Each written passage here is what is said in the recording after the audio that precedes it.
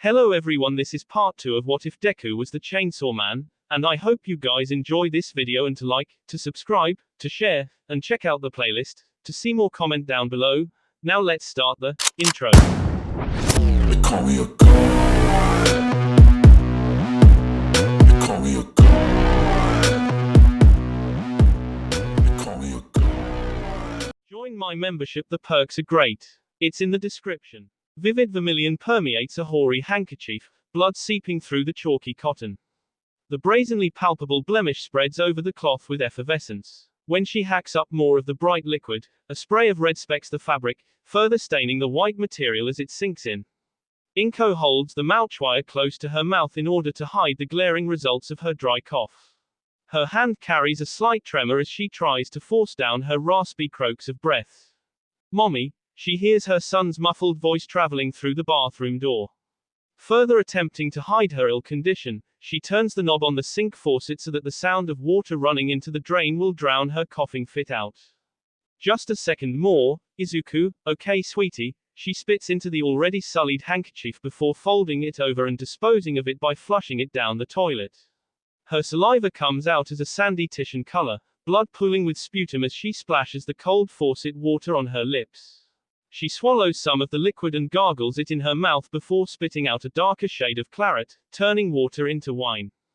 Inko looks in the mirror, seeing how pale her face has become. She forces a smile that'll be enough to fool her child at the very least before shutting off the sink and gathering the courage to face him. He's waiting on the other side of the door when she opens it, his pet dog clutched close to his chest in each of his arms. Pochi had earned a verdant green collar with a silver name tag dangling from it since his adoption, becoming an official member of the Midoriya family's household. The canine gazes up at her with eyes that seem to know of her illness. She hardens her stare as though she's silently telling the dog to keep quiet about it to Izuku. Inko crouches down a bit to match her son's height, broadening her phony smile. "Yes, what is it, sweetheart?" Her benign tone isn't the least bit fraudulent as she tries to sound as considerate as possible for her kid though. Izuku holds Pochi a little tighter, nuzzling his chin into the animal's fur as he looks down to avoid her line of sight. Are you okay?" he tentatively asks. Inko's smile wavers, but she doesn't let it fall. "Of course I am. What would make you ask that?" She springs up like she has energy to spare while putting her hands on her hips with authority. She sometimes forgets how perceptive her son can be, especially ever since he picked up quirk analysis as a hobby. The crafty mother quickly brainstorms an excuse for the hacking sounds he must have heard. "It's just seasonal allergies is all," and sells the lie with a faint sniffle before wiping her nose with the back of her hand. "Oh, all right," Izuku accepts the fib without a second thought. Her son is so innocent that she feels guilty for deceiving him when he trusts her so much. He perks up, forgetting about his concerns for her health, and asks with an eager lean forward, "Did you call Kakin yet?" Inko nods, happy to tell him the truth. "You bet. Your Aunt Mitsuki said you can go over there while Mommy goes out." She brushes past the boy so that she can grab her purse off her dresser. "Yes, hear that, Pochi?" Izuku celebrating in the background as she prepares herself for an outing turns her smile a bit more genuine. However, wait a minute, but where are you going? Her face falls flat when she realizes that she'll have to lie to her son again. Truthfully, she made a doctor's appointment. But she can't let Izuku know that, he'd be worried until he's sick himself. "Oh, Mommy just has a few errands to run, nothing for you to fret about." She ties her long flow of hair up into a bun as she walks back into the bathroom to use the mirror. Again, Izuku believes her without a hint of doubt. "Okay then," he sets Pochi down before asking, "Does that mean I can be a big boy and make my own breakfast?" Inko side-eyes him, wondering where that one came from. As he's been getting older, he's oddly been requesting to do more and more for her around the house, such as laundry or dishes. It's a relief on her part to catch a break thanks to some help, but she can't help but be suspicious. No using the stove, she also can't resist her motherly concerns about the dangers or messes that he could make. "I won't." Izuku feverishly shakes his head so hard that his entire body moves side to side with the motion. Sitting beside him, Pochi matches the movement, oscillating his own tiny head. Against Inko's better judgment, she decides to give it a try. Fine, she accedes to the cute proposal based on the agreed to terms and conditions, then you can make yourself something to eat. Yeah. Izuku cheers with a happy hop. Pochita bounces with him as though he were a rabbit instead of a dog, yapping in equal elation. Inko shakes her head, humored by the pair.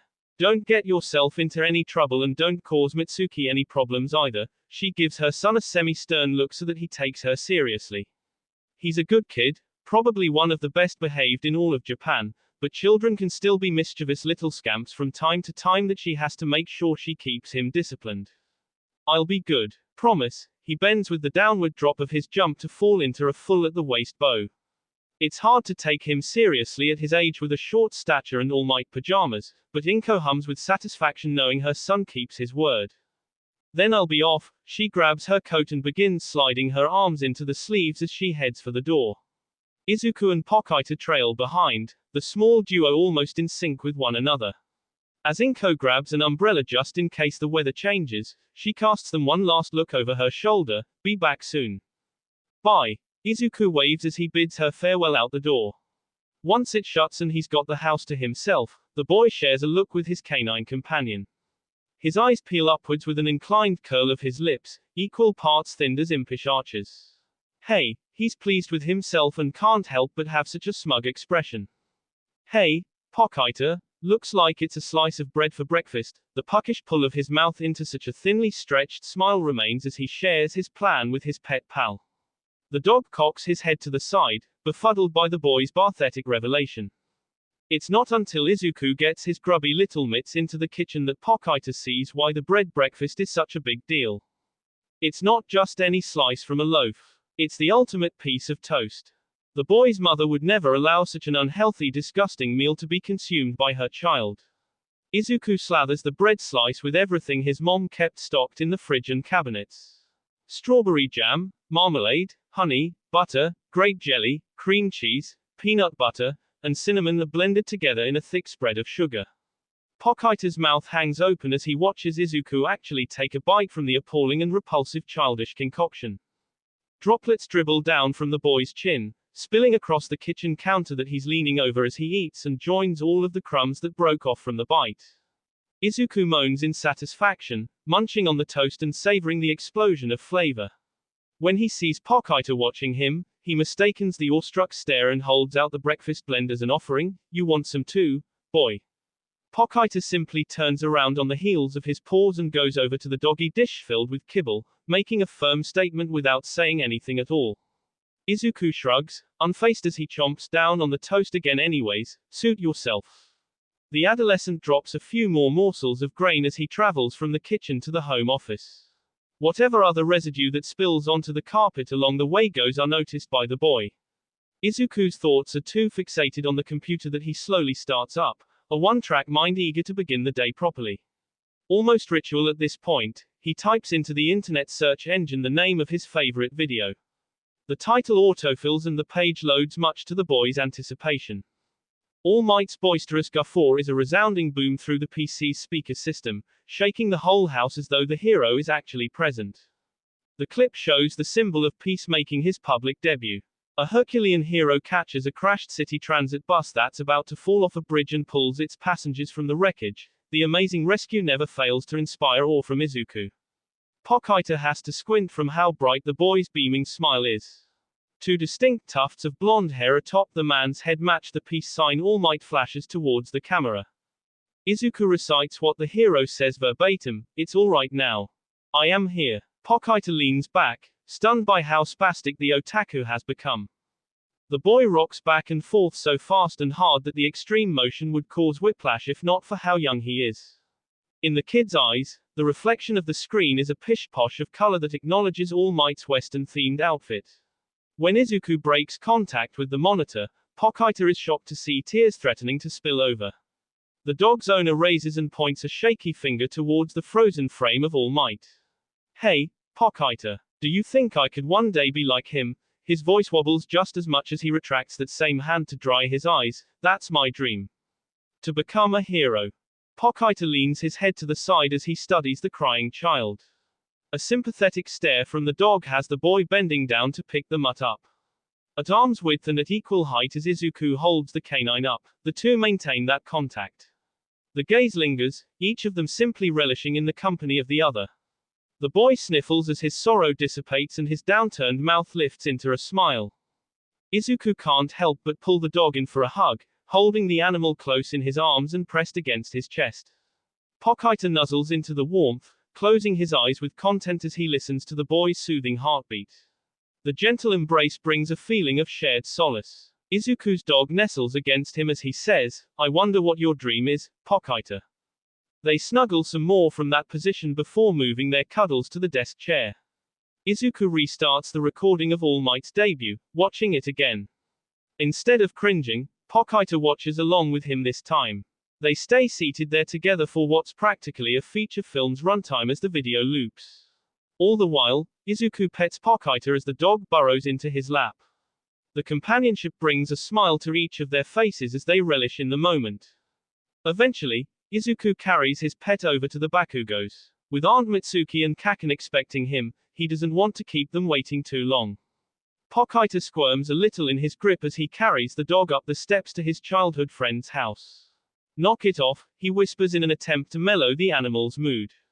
Except, when he rings the doorbell, Pochita only struggles even more.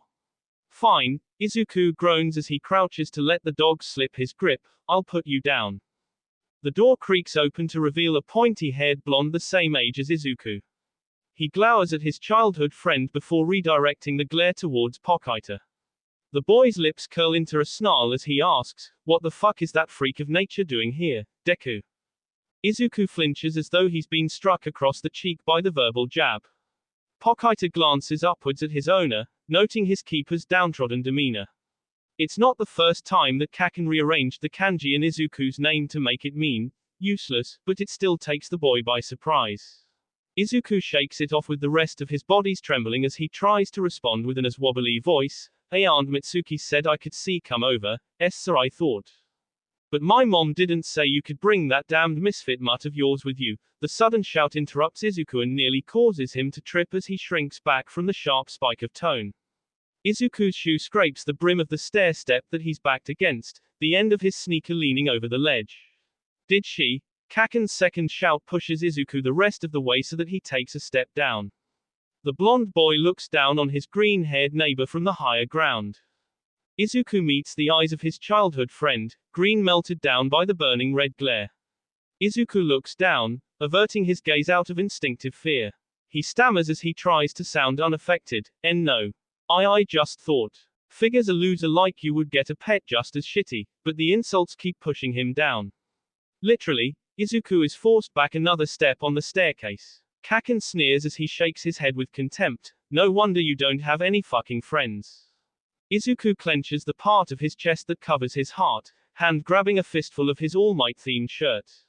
Kaken. I thought we were friends. His eyes shudder in shock as he tries not to cry from how deep the boy's words cut into his feelings.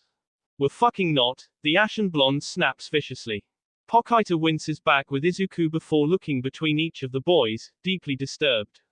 The dog had been made acquainted with Kaken before that. He knows there's a short fuse to the kid's temper, but this is a whole new level from their meeting. When are you gonna get it through your thick stupid skull that I only let you come over because of our moms? The pointy-haired blonde lets off a few sparks from the palms of his hands via the usage of his quirk, and don't call me Kaken. But, Izuku whimpers in response to the display of power as an intimidation tactic. A quirkless kid fares no chance against someone with such a strong ability like Kaken's explosive quirk. As such, Pochita defends his owner, growling as a warning to match the brash blonde's threat.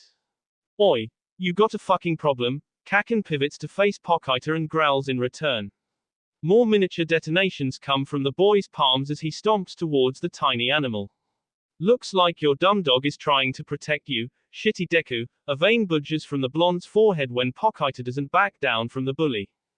Izuku's mouth drops agape as he looks between his pet and his childhood friend challenging one another. The boy forces himself to form words from his parted lips. Pochita, don't, worried about them getting hurt. The small dog obeys, looking away from the blonde to his owner with uncertainty. The blonde bully, however, doesn't back down. Izuku sees his childhood friend winding up for a kick and shouts, "Kaken, no." The punt nails Izuku in the side as he dives in the way, scooping Pochita into his arms and taking the brunt of the damage. The boy falls down the rest of the stairs, landing hard on his back. "Oi, you damn nerd." Kaken's eyes widen in shock as he's stunned momentarily by the sacrificial move. He stomps down the stairs to check on Izuku's well-being while casting a glance over his shoulder to make sure nobody saw the accident. "That kick wasn't meant for you, it was meant for your dumb dog." When he reaches the bottom of the steps and he realizes there are no witnesses though, the blonde's frown morphs into a horribly wicked grin.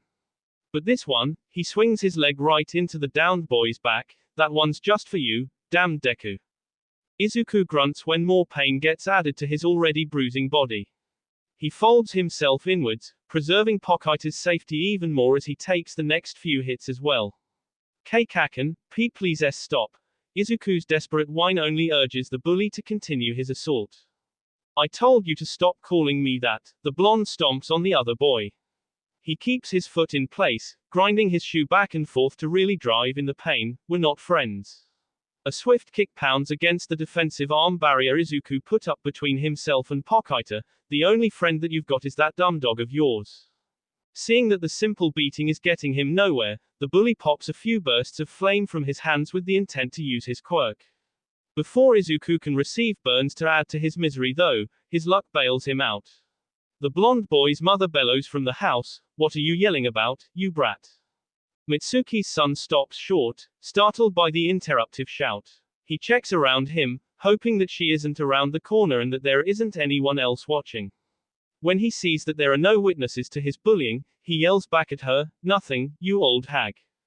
Izuku peeks through half-lidded eyes when he hears his aunt Mitsuki ask, "Who's at the door?"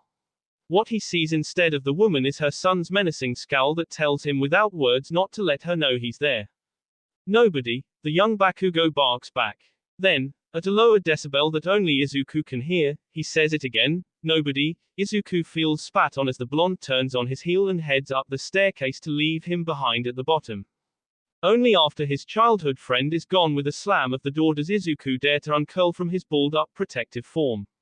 Despite being the one covered in bruises and speaking through a busted lip, Pochita. "Are you alright?" The boy's concern is for his completely unharmed dog. Pochita mewls as he licks the blood oozing from Izuku's mouth in response. Man's best friend is the boy's only friend as the dog also licks the rest of his owner's wounds. No matter the amount of pressure that she applies, the handkerchief soaks itself red, an all too familiar incarnadine and rank liquid gushing through the fabric to get between her fingers so that it may ooze under her hand. Inko hacks into the cloth that she's using to cover her mouth, fighting back a gag reflex as the white material shades red.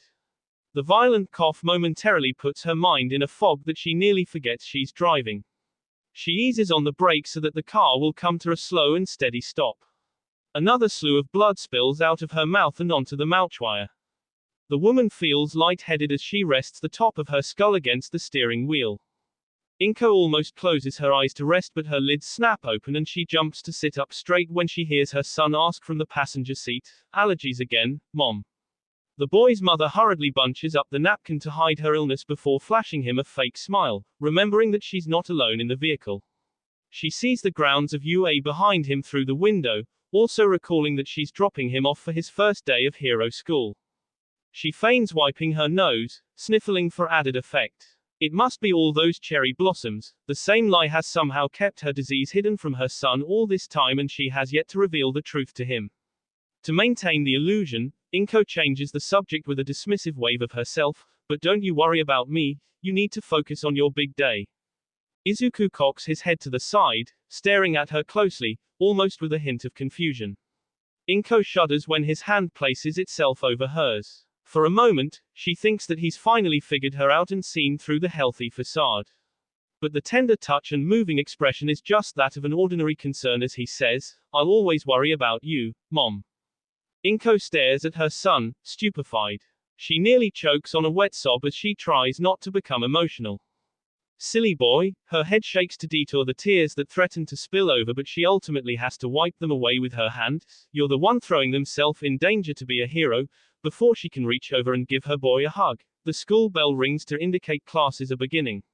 "Oh, You should get going, you don't want to be late. Inko realizes she has to cut their farewell short and urges him to go with a gesture. Right. Bye, Mom. Izuku pushes open the passenger door and climbs out. He carries his bento box in one hand and hoists his backpack over a shoulder with the other before looking back. See you later. Inko waves and smiles one last time. Then, the door gets shut. It closes the space between her and her son. Bye, Izuku. The ill mother no longer suppresses her coughs as she watches her grown child head into the school building. Once inside, Izuku quickens his pace as he searches the long corridors. 1A, 1A. His classroom and number had been included on the acceptance letter he was sent in the mail, but he can't find it. He passes a door labeled 1B right before turning a corner and bumping into someone. Oop. Sorry. When Izuku takes a staggering step backwards, he sees an emaciated man in oversized clothes. Despite the skeletal figure's sickly appearance, the stranger chuckles heartedly and assures the boy, "It's quite all right, young man." Two wilted tufts of blonde hair hang over the guy's gaunt face as he tries waving away Izuku's concerns. "It's my fault for not watching where I was going." But Izuku waves his hands faster while frantically bowing apologetically. "Anyways, no, no. I insist. It's my fault." Concern is written all over the boy's face as he stares up at the haggard-looking man. "Hey, are you okay?" He worriedly looks behind him and leans to check beyond the hall. "Perfectly fine," the gangly blonde continues, gesturing with his hands to assure Izuku before returning the boy's concerned expression. "Are you okay? You look lost." Izuku bristles a bit at the reminder of his tardiness. He bashfully scratches the top of his head while glancing over his shoulder once more. Oh, yeah, you wouldn't happen to know where Class 1A is?" The blonde's smile looks oddly familiar to Izuku. "You're on the right path," but he's much too locked into the details of finding his class to think deep about it. "Just keep heading the way that you're going and you'll find it at the center of the hall." "Thank you. Thank you so much, sir." Izuku returns the man's smile and bows a few more times to express his gratitude before jogging down the corridor. The blonde watches the boy go before continuing on his own way in the opposite direction. Izuku not too long afterwards finds the entrance to his classroom just as the man had said he would. The door is slightly slid open, left ajar so that the boy can hear the grumbled complaints from someone inside. "You're a rowdy bunch, aren't you? It took you all 8 minutes to quiet down." Izuku pushes the door the rest of the way so that he can enter. And he finds himself accidentally interrupting what must be his teacher. An unkempt man with a slender stature and stubble unshaven across his frowning face stands behind the front desk, turning his gaze to the room's newcomer. Sorry that I'm late," Izuku nervously waves when he sees his classmates have also all collectively taken to staring at him. The teacher closes his half-lidded eyes the rest of the way as he sighs. "You'll fit right into this class, I can tell." The man half-heartedly gestures with one of his lanky arms towards the desks. "Grab a seat," motivating Izuku to hurriedly go for the remaining one at the back of the room. Izuku has to force back a gasp when he sees Kyoka across from him. "I shouldn't be expecting any other last-minute students, should I?" And the teacher takes that as a sign of some sort to not let him off the hook just yet. "And no, sir." Izuku shrinks in on himself as he tries to hide his embarrassment. A few snickers break out from some of the other students. "Good." The pedagogue shifts his focus off of Izuku to address everyone all at once. "Because I'm only going to say this once." Everyone quiets down and listens intently to the man as he says, "This is the hero course. Not a playground. You should act like adults and not children while in this class." The teacher pauses to let the strict doctrine settle in. He then turns to face the chalkboard behind him and writes his name in big kanji. "I'm your homeroom teacher, Shota Aizawa. I'd say pleasure to meet you, but you have yet to prove yourselves hero material to me." The class is taken aback by the statement but further surprised when Aizawa pulls out a set of UA's exercise uniforms. "Change into your gym clothes and head out to the grounds if you want to change that. And do so quickly. Time is a valuable resource." What about the entrance ceremony or guidance lessons? Another girl that Izuku recognizes in his class raises her hand to object. She's the girl with a brunette bob that he saved from being crushed by the zero-pointer. "There's no use wasting time on that stuff if I deem you can't cut it in the hero course." Aizawa carelessly dismisses her before pointing an authoritative finger towards the door. "Now, Hurry along and get changed before I don't even bother giving you the chance to prove yourselves for making me impatient. His tone tightens just enough that the class gets going almost immediately after he gives the order. No running in the halls. A tall boy with blue hair and rectangular bifocals chops his arms as he tries to stop them all from trampling over one another. While a blonde boy with a tail anxiously tries to weave his way through the crowded doorway, who knew this place was so competitive. Izuku lingers back with the few students that silently agreed it'd be smarter to wait for the traffic to mellow out first. One of which is the purple-haired girl he became friends with beforehand. Kyoka casually waves as she joins him at his side. Yo, Midoriya. Jiru. Hey, Izuku exclaims with a mixture of relief and nerves. He's happy to see a familiar friendly face, but her close proximity makes him fidget more than usual. Kyoka smirks, happy to tease the boy that she's befriended. First day tardiness, huh? Not exactly the best impression to make. She feigns some sass with one hand rested on her hip. I didn't exactly plan on it. Izuku wrings his hands together while looking down at the floor in shame. Even now, he can still feel some stares lingering on him. When he looks up, he sees his teacher's hard glare and half expects the man's eyes to glow red. Seeing that he's taking her jesting to heart, Kyoka eases up on him. Nobody tries to be late, you just she gives him a light punch on the arm to let him know it's just a joke, but forget that. And then raises her earjacks as a threatening display to shift his worries to her. I wanna know why you didn't tell me that you made it in or that we'd be in the same class. Izuku's eyes expand as wide as his mouth opens when he realizes that he's in danger. The boy may not have much experience with girls, but he knows enough from his mother to understand he made a mistake. I'm sorry, he tries to calm her down with a panicked apology. But Kyoka shows zero mercy, Jax jabbing him in the side of his neck to deliver a small shock. Not too far from the two, a boy with a lightning bolt in his blonde hair watches in envy. A shorter boy with purple balls atop his head shares the same sentiment. Ah man, first day and that guy's already got a girlfriend, the small member of the duo slouches in dismay. Dang. And I had my eyes set on her. The blonde looks away before he gets any more jealous and continues to follow the flow of the class to the locker rooms. I didn't know we'd share the same class. Izuku slowly stands back up as he rubs the throbbing spot on his neck. Once he recovers, he looks up with a tentative gaze. But. Kyoka is caught off guard by how vibrant his eyes are compared to his smile as he says, I'm glad we are. Shush, shut it, and she impulsively zaps him with her earjacks again. Izuku goes down a second time, shouting before his body thuds against the floor. A tall girl with her hair tied into a pointed ponytail casts them a troubled look.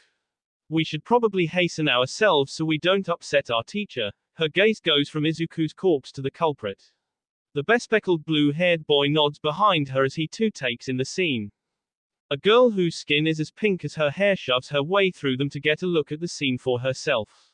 A massive grin stretches across her face. Or maybe you two love birds could get changed Togethira. She sings songs teasingly while tapping the tips of the horns atop her head. Ah, they're so cute together, another voice comes seemingly out of nowhere. It takes everyone a moment to realize the empty space that spoke wasn't a ghost, but an invisible girl only visible by her floating school uniform. Shush, shut it. Kyoka's face burns bright red until she explodes with embarrassment and lashes out with her earjacks a third time. The coils snake through the air and stab themselves into Izuku's neck on either side. The boy spasms from the shock as he screams, I didn't even say or do anything this time. The bespectacled boy reaches down and grabs Izuku by the back of his school blazer's collar.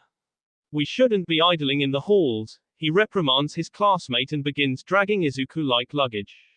I didn't do anything. Izuku continues to moan in agony as he's pulled into the boys' locker room. Once inside, his carrier hoists him up to stand upright on his own. By the way, I am Tenya Ida from Sumei Private Academy. The boy adjusts his glasses as he takes a step back to introduce himself.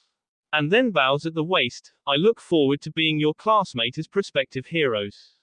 Oh, me too. Izuku jumps in surprise. He hadn't been expecting the boy to be so polite. Izuku hastily returns the bow with several, I'm Izuku Midoriya and I'm happy to meet you too. When he realizes the others are also in the locker room changing, he turns to face them too and bow, all of you. Nice to meet ya, Midoriya. A boy with his hair spiked downwards throws Izuku a broad smile to show his appreciation before introducing himself. I'm Hunter Sero. I'm Eijiro Kirishima. It wasn't very manly to show up late, but you seem like a cool guy, and the boy beside him with red hair pointed upwards also returns the greeting.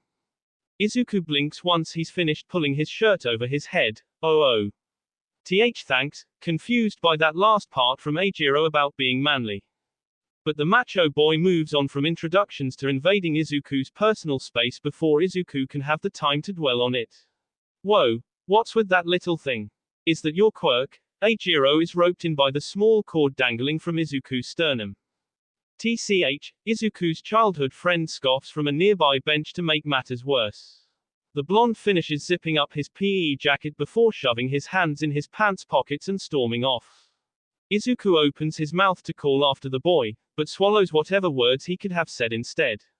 He hadn't noticed Katsuki Bakugo in his class roster until now somehow, but he figures he shouldn't be surprised.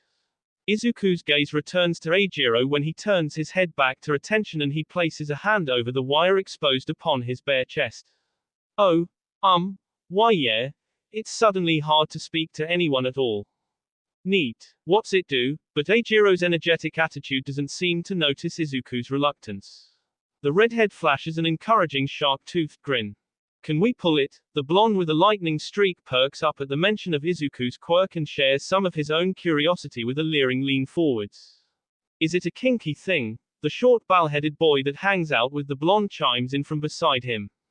And Izuku soon finds himself backing away from nearly all the boys in his class as they all yearn to know about his quirk. He holds up his hands in an attempt to passively ward him off. Gee guys.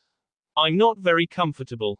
Please provide Midoriya with space, but Tenya comes to his rescue by stepping in between him and the other boys so that he doesn't have to do anything else.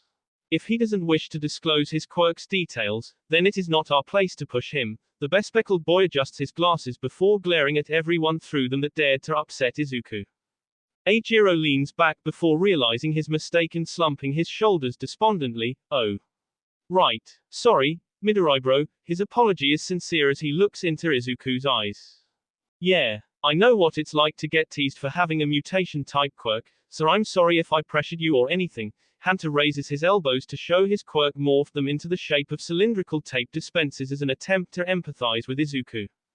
Nobody should feel embarrassed for something they can't control. A boy with a raven's head chimes in to show his support as well.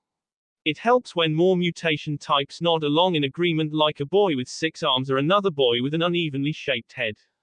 I appreciate it, guys, but it's nothing like that. Izuku lowers his defensive hand stance to assure them before reaching around the back of his head with one to prod at his hair.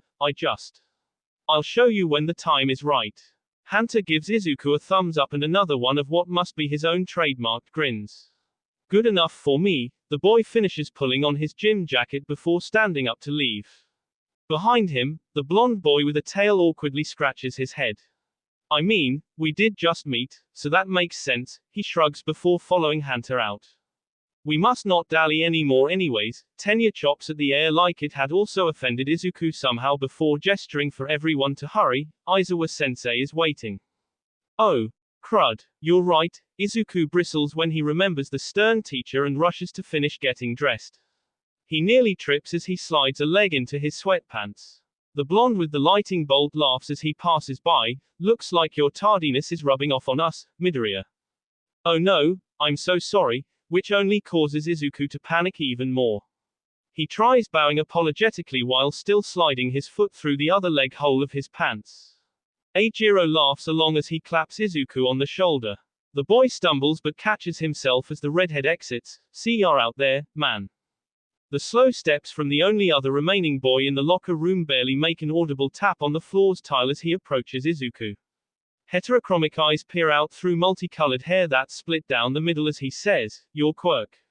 If you. Izuku waits patiently after the boy's voice trails off. Never mind, the tone turns cold before the boy pushes past. Izuku is left standing alone in the changing room completely dumbfounded by the interaction. He exhales heavily before throwing on the last of his gym uniform and jogging after everyone. By the time that he catches up to his class, they're all already heading outside. Hey, Kyoka sidles up next to Izuku before matching his pace. What took you so long? And nothing, just took my time getting changed is all. Izuku tries not to glance in the direction of the bi-colored boy as the class congregates. Unbeknownst to him, the boy doesn't share that same sentiment and shamelessly stares at Izuku. You sure it has nothing to do with why that guy over there has been giving you the evil eye ever since you got here? But Kyoka notices another boy staring instead. Izuku follows her gaze to a familiar blonde. Crimson eyes meet emerald green. Izuku looks away. Oh, that's just Car, and falters when he thinks about the falling out that he had with his childhood friend. Bakugo. He and I grew up together, so we have a bit of a history. Izuku tries focusing on Kyoka rather than the blonde as he explains the delicate relationship as briefly as possible. Drama. Do tell, but Kyoka's curiosity urges Izuku to continue explaining. Before he can, the two get split apart by the girl with a brunette bob as she tries to get in between them. Sorry to interrupt, but I've been meaning to say ever since I saw you. She turns away from Kyoka to face Izuku in order to give him a bright and bubbly smile. You're the boy that saved me from the 0-pointer, right? Whoa, you took down the 0-pointer. Maybe you are manly. Eijiro perks up when he overhears what she said and speaks loud enough for everyone else to know the same thing he heard. And you did it saving a girl. The shortest of the class whines just as audibly while clutching the balls atop his head like stress relievers.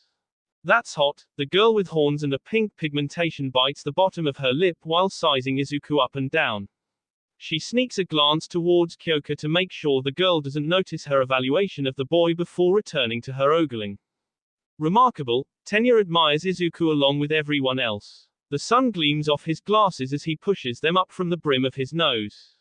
Impressive, a girl with green hair presses a finger to her mouth as she studies Izuku with her own stare. She also adds a small ribbit that somehow sounds just as respectful. Perhaps I misjudged you. The girl with the pointy ponytail tilts her head to the side as she tries to see whatever everyone else is seeing in Izuku. Beside her, Katsuki grumbles while rolling his eyes. Overwhelmed by all their praise, Izuku fumbles with his hands as he tries figuring out how to respond. Unable to meet the gazes, he looks upwards at the sky. Everyone just. I see you're all still stuck on socializing and causing a ruckus, but his sight gets drawn back down to the ground when he hears the arrival of his teacher. Aizawa's eyelids still sag so that they're half shut. His voice sounds just as exhausted as he looks as he says, "You're not a very rational bunch, are you?" The class collectively bows and apologizes. Sorry, sensei. That was a rhetorical question. Aizawa pinches the skin between his eyes as he closes them. After sighing and shaking his head, whatever. Just be quiet and listen. He gestures to the marked training grounds and begins explaining their presence there. Softball throwing, the 50-meter dash, the standing long jump. Any of those exercises ring some bells. They are your standard no-quirk allowed gym tests in middle school. Well, you'll now do them again with your quirks as an apprehension test. The sights, markers and equipment suddenly looks familiar to the class. Someone is so thrilled about getting to use their quirk that they exclaim, "Whoa, awesome. Awesome," which results in a harsh glare from their teacher. Did you not hear me say this is a test? Whoever lands last on the placement chart will be deemed not worthy of hero material and will face expulsion. Aizawa suddenly looks like a villain when his face stretches into a malicious grin. How's that for awesome? What? No way. The pink girl balks and becomes so pale that she loses her unique pigmentation. See, can he really do that? Hunter nervously scratches at the curved edge of an elbow while glancing around at the others. And the brunette girl tries raising her hand to object like she had in the classroom, but it's only the first day. Even if it weren't, that's totally unfair. Natural disasters, highway pileups, rampaging villains. I'd say the types of challenges you'll be facing should you follow the career path of a hero is also unfair. Aizawa shuts her up with a logical response before flicking his focus to the rest of the class. Consider this crash course your first taste of what that'll be like. Starting with Tenya, they start to murmur in solemn agreement. So this is what it's like to strive for the top.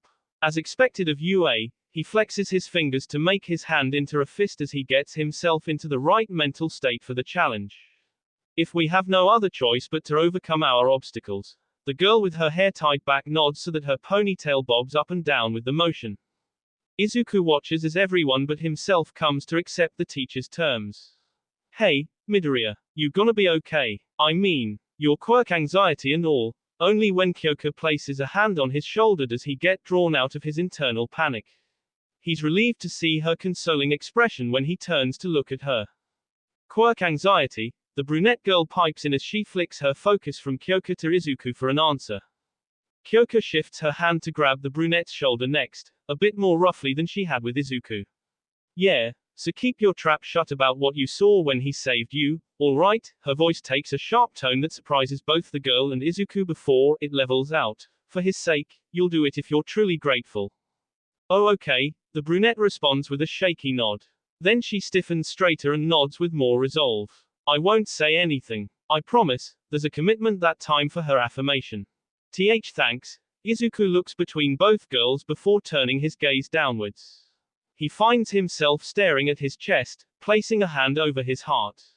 But I'll have to use it eventually. And then there'll be no hiding. Izuku's voice catches in his throat before he can finish what he's saying. Bakugo. Aizawa singles out the blonde boy, but his shout gains everybody's attention. Izuku is especially drawn to the mention of his former friend. How far could you throw in middle school? Aizawa waves Katsuki over from the rest of the class. 67 meters, Katsuki mumbles his answer while kicking a pebble that's in his path to the teacher. Try now with your quirk. Aizawa holds out a softball for the boy to take. After Katsuki grabs it, the teacher produces a handheld device that will track the distance the ball gets thrown. Give it all that you've got. He nods for the blonde to go ahead and perform to the best of his abilities. Katsuki looks between the ball in his hand and the teacher as he registers the permission to use his quirk. Hey, you want me to add some boom to my pitch, eh? He tosses the ball up and down to catch a few times as a wicked grin spreads across his face. Then, Katsuki winds up for the pitch. And he lets loose. Die. A massive explosion erupts from his palm that launches the softball into the stratosphere. Die. Izuku questions the brash boy's war cry under the cheering chorus of oohs and ahs. Manly, Eijiro shouts through his sharp-toothed smile. Izuku swears that he sees stars in the redhead's eyes. The applause diminishes when Aizawa starts speaking again. It's important for us to know our limits. The teacher's voice demands everyone's undivided attention as he explains the purpose of the physical exercises. That's the first rational step to figuring out what must be done to surpass those limits. He then shows them all the reading on the handheld device. 705 meters. Seriously, the invisible girl expresses her astonishment with a full body recoil and bounce. At least the boy with balls on his head takes notice of the emotive school uniform, her skirt flicking each way with her overly exaggerated motions. Whoa! A muscular boy with short spiked brown hair stares with wide eyes as he reads the number on the device alongside everyone else. Midoriya. Aizawa's shout startles Izuku so bad that the broccoli-headed boy almost falls from how hard he flinches. When Izuku looks around at his classmates and points towards himself for confirmation, his teacher nods. You're next. Aizawa raises his index finger to be aimed at the boy. Good luck. Kyoka winces sympathetically but tries to be as encouraging as possible for him. Izuku smiles to show his appreciation. Get up here and show me what you've got. Aizawa ushers the boy forward with his finger. Izuku takes a hesitant step towards his teacher. His shaky hand places itself over the cord beneath his gym jacket as he's asked, or is being a hero not your dream? A crispy cool draft of wind whips over a bambora, that same air catching a fragrance once the wave breaks. From that gust comes a light mist of brine, the ocean breeze coating people on the pier with a salty scent. Pochita catches a whiff of the smell while his owner's errant strands of hair are tossed as roughly as the sea beneath their feet. The rotting posts of the old pier creak with each step as they push through the rush of wind. Izuku holds an ice cream cone in one hand and his dog's leash in the other. He earns a few looks as Pochita trots ahead of him, chainsaw mounted upon the mutt's head held high and proud like a unicorn's horn. The taste of a chocolate scoop is bittersweet as it melts and drips on the boy's hand. The sweltering sun beats down on him as much as it dries the wooden panels of the decking they walk on. A Ferris wheel moves in slow dizzying spins ahead of the duo, marking the end of the pier. Pochita yaps at a single seagull that pecks at scraps in a garbage can. The bird flies away frantically, disturbed by the noise. The fry that had been in the winged animal's beak falls onto the floorboards below, abandoned. Pokita picks up the piece of food with his tongue and swallows it for himself, licking his chops with what must be self-satisfaction.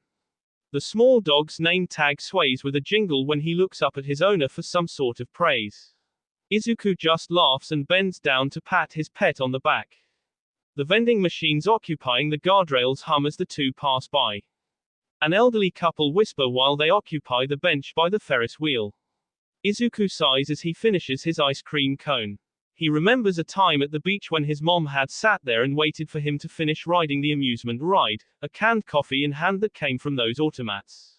A napkin stained with ketchup blows past, slipping through one of the spaces in the planking after a few uptakes and downtakes. Pokita whines, looking up at his owner with concern. Izuku looks down before lowering himself onto one knee. It's okay, boy, he pets behind one of the dog's ears. We'll see Mama when we get home. The fur coat brushing along the boy's fingers is just as soothing to him as it is to the animal. Izuku's nose inhales the smell of buttered popcorn, the added salty touch unclear of whether that's the snack or the sea still. A smile glosses the boy's mouth as he stands back up. He just had ice cream, but he figures he can share another tasty treat with his loyal companion. There's just enough yen in his pocket for the small serving size. Before he can approach the vendor to buy himself a bag though, the bliss of the beach is disturbed by alarming yells. Izuku turns his head to see what all the commotion is about. Civilians flee from the back of the pier, racing past the boy and his dog. Izuku searches a bit with his gaze before spotting the reason why. The elderly couple from earlier are cowering under the long blade of what looks like a cephalopodic pirate. The child's eyes widen with shock. He knows what's happening thanks to watching so many videos on the internet, but he's never seen a villain attack in person before.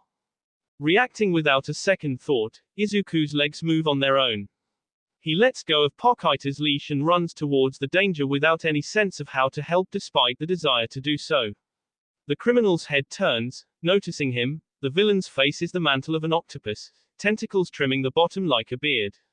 The broadsword in one of the fiend's many suction-cupped hands flicks from the seniors to the minor. Back off, stupid kid. A gurgled threat comes from the villain's mouth as he does an intimidating prodding gesture with his cutlass. Izuku doesn't listen. He ducks under the blade and latches onto one of the pirate's high-booted legs.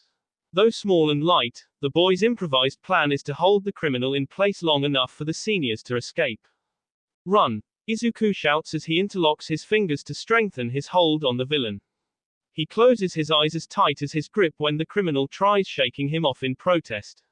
Get out of here, Izuku yells again in the hope that the elderly couple will listen and use his distraction as the chance they need to flee. When he hears the sound of feet pounding against wooden floorboards, he's relieved to know that he succeeded. But the boy forgot about his own safety. The pirate shoves the kid off, knocking Izuku on his butt. The villain growls as he swipes at the air with his sword. Brat. Now look at what you've done. The old pair that Izuku rescued ran far enough away that the criminal can no longer victimize them. They were going to be my payday. Izuku tries crawling backwards to also escape the villain's wrath, but the pirate simply stomps after him. Izuku whimpers when the steel sword raised above him glints in the sun, the villain's shadow enveloping him in darkness to see its sharpness all the better. He fantasizes All Might coming to his rescue and defeating the fiend in one blow. He imagines some hero, any hero, swooping in to save the day. He thinks they should have been here by now. The police, at least, could come to his aid. The boy wishes for his mother to be there with him so that she can protect him. Pokita, but Izuku instead finds his pet dog jumping in between him and the villain. The little orange animal snarls with as much intimidation as he can muster while protectively placing himself between the criminal and his owner. Pokita plants his feet and barks between growls, baring his fangs. The pirate hesitates, taken aback by the tiny creature's ferocity, but quickly recovers his own tenacity. Why, you little mutt, the villain points his weapon downwards and thrusts it forward. The jab makes the blade spear Pokita, eliciting a yelp from the small canine. Pochita, Izuku shrieks as he catches his wounded pet in his arms. Tears stream out in large sprays like the blood spewing from the dog's injury. Izuku rolls over to get on his hands and knees, one arm clutching Pokita close to his chest, so that he can make an effort to crawl away. The next yowl of agony comes from the blade passing through the boy's back and out the other end, stabbing into Pokita a second time. Damn dogs and kids. The villain withdraws his sword and more blood leaks through the planks of the pier. He brings his blade back down so that it lances through Izuku's shoulder in order to express his rage. I can't stand them. Izuku howls in torment as he holds Pochita close to him, their life liquids mixing into a sopping mess of red. The dagger cuts through them both a few more times, chopping at the boy and his pet until their breaths turn as ragged as their bodies. The villain cocks his boot back, winding up, and then kicks Izuku in the side with his pointed foot. The boy barrels through the wood railing of the pier, splinters raining down with him into the water below. He takes his dog with him, blood splashing against the ocean. Red blends with blue, the dark shades trailing behind Izuku and Pochita as they sink into the black depths of the sea.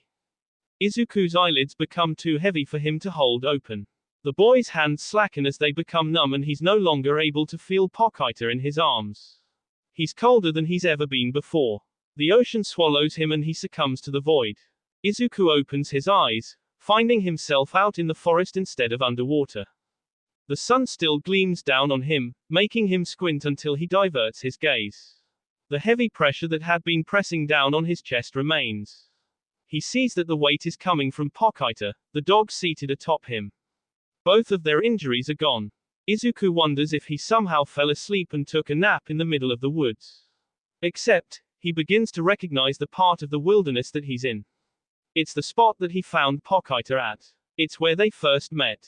I've always loved listening to you talk about your dreams. A soft voice comes from Pochita's mouth that astounds Izuku. The boy becomes slack-jawed, unable to form his own words to respond with. It seems that Pochita wants him to listen instead of speak anyways when he says more firmly, this is a contract. Izuku's chest blooms with heat, and he remembers the freezing ocean that had been killing him. I'll give you my heart. Pochita leans in close and almost seems to sink into the boy's chest, in exchange. The bond between the boy and his dog grows exponentially. Their life forces merge together and bring them back from the verge of death. Izuku's eyes close and he's once again transported to a different location. He's back submerged in blood and water, being baptized and reborn. He hears Pochita's whisper in his ear, show me your dreams, and wakes up. A virulent transformation bursts forth from the ichor waves, the abrasive sound of chainsaws wailing upon startup. Blood oozes from deep gashes made by the chains of metallic teeth, but the lacerations from the villain's cutlass have miraculously healed. Jagged fangs bare themselves from within the demonic mechanical shape of a chainsaw for a head. Izuku's new form glowers at the pirate that cut him down through the harsh glow of amber eyes. What the foo? The villain gets cut off mid-sentence when Izuku swings one of his chainsaw-bladed arms. Literally, a tentacle appendage flops to the floorboards, writhing as it gushes blood out of the severed end. A harrowing howl escapes the criminal's throat as he clutches the dismembered part of his body. Red liquid oozes over the suction cups that cling to his ripped raw flesh. Be bastard. The pirate speaks with a tremor that matches his staggered steps away from the savage chainsaw child. The bumps of papillae covering the anthropomorphized octopus begin pulsating around the amputated area. Collagen fibers stretch over the torn tissue and begin regrowing skin around the epidermis. You're lucky that I can regenerate lost limbs. The pirate curses under his breath as the tentacle that was taken from him gets replaced. The new appendage is a duller shade of pink from the rest of his Horizon body. Izuku primes the chainsaws protruding from his arms, revving them with the one attached to the base of his skull. Good. His voice sounds as demonically distorted as he appears. The villain feels his skin prickle from the chill of the ocean air as the monstrous mutation minaciously growls through the grating noise of chainsaws, then I don't have to feel bad about chopping you into calamari. The villain turns his sword to block another haphazard swing of Izuku's bladed arm. The moving teeth grind into the steel, gradually chipping away at the metal. Exhaust fumes seethe through the boy's sharpened teeth before he chops upwards with his other arm. The pirate's cutlass snaps in two from the combined soaring motions. The tip clatters against the pier's planking while the other half remains clasped in the criminal's suction cup grip. Izuku slashes at the villain with wild broad strokes, giving his target a chance to evade. That doesn't ease any of the pressure on the criminal though, oi. Christ, kid. The trimming of a chainsaw nicks where the cephalopodic man's deltoid should be, ripping into flexible webbing instead. Blood splatters the deck, spilling from the wound. Izuku heaves forward to get another cut in, but misses when the criminal sidesteps. The villain kicks the crazed child away with a desperate shout, "Are you trying to kill me?" Izuku's feet slide across the pier's slick surface, only stopping when he stabs the boarding with his arm saw blades. The boy's body bends inward, but his modified head raises itself to glare at the villain. Spittle flies from the living engine's maw, fangs razor sharp and gnashing together. "You killed Pochi," Izuku roars with the sound of his chainsaws. A grudge over a dog, the villain stares incredulously as the boy tears his saw blades free from the deck. Terrified and without a weapon to defend himself, the octopus hybrid spews a jet of black ink from his siphon-like mouth. The wall of darkness blinds Izuku momentarily, allowing the criminal to scramble out of the raving chainsaw's reach. Suddenly, a boat comes through the tide beneath the pier, much to the villain's relief. The ship is steered by a fellow cephalopod criminal. Innsmouth, the octopus twin, bellows to his partner from below. "Brother," Innsmouth waves his arms high to signal for the boat to turn back around for him. Izuku manages to wipe away the ink covering his eyes just as the villain grins with newfound confidence. Dark rings smudge the green under the yellow orbs of the chainsaw mount as the boy watches the villain run for the railing.